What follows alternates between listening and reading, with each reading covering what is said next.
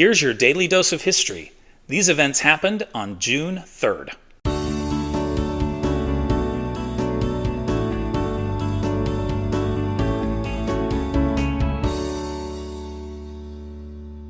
In 1864, during the American Civil War, Union General Ulysses S. Grant orders a frontal assault on entrenched Confederates at Cold Harbor, Virginia, resulting in 7,000 Union casualties in less than an hour of fighting.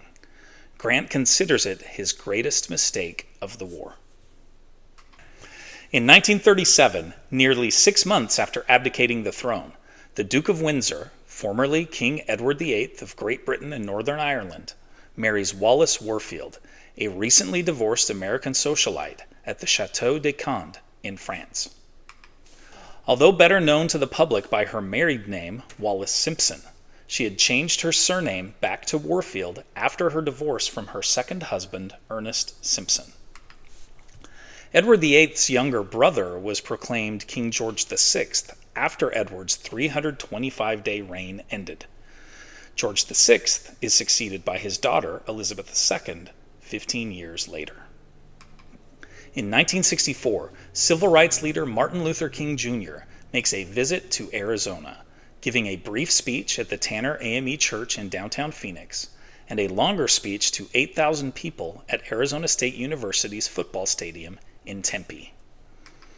ASU President G. Homer Durham was a prominent member of the Church of Jesus Christ of Latter-day Saints, later becoming one of the church's general authorities. He worked hard to help the Maricopa County chapter of the NAACP secure King's visit to the city. Durham introduced King before his speech at ASU's Goodwin Stadium and praised him for putting Jesus' Sermon on the Mount into practice. Both speeches were thought to be lost to history until a recording of them is discovered at a Phoenix Goodwill store in 2013 and purchased for $3. I have had the opportunity to listen to both speeches. One thing that really stands out is King's voice. He was suffering from a cold, and it is fascinating to listen to his iconic voice affected by the illness. It also humanizes him. I think we so rarely think of the fact that these larger-than-life historic figures also had to deal with life's everyday struggles, like having a cold. Also, if you're ever in Phoenix to see the Diamondbacks play, the Tanner AME Church is located kitty corner from Chase Field across 7th Street. In 1965, Ed White becomes the first American astronaut to walk in space, attached to the Gemini 4 spacecraft by a 25-foot tether and controlling his movements with a handheld jet propulsion gun. The first human to walk in space was Soviet cosmonaut Alexei Leonov 11 weeks earlier. Tragically, White is one of the 3 astronauts killed in the 1967 Apollo 1 launch pad fire. In 2016, after a 32-year battle with Parkinson's disease, former heavyweight boxing champion and civil rights activist Muhammad Ali dies of respiratory complications at age 74 in Scottsdale, Arizona. He is buried in the historic Cave Hill Cemetery in Louisville, Kentucky.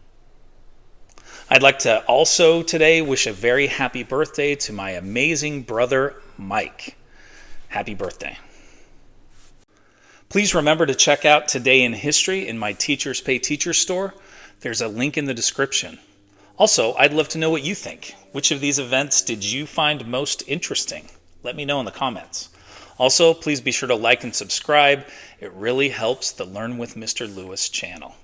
And you can see another great video here and another one right here. Thanks for watching.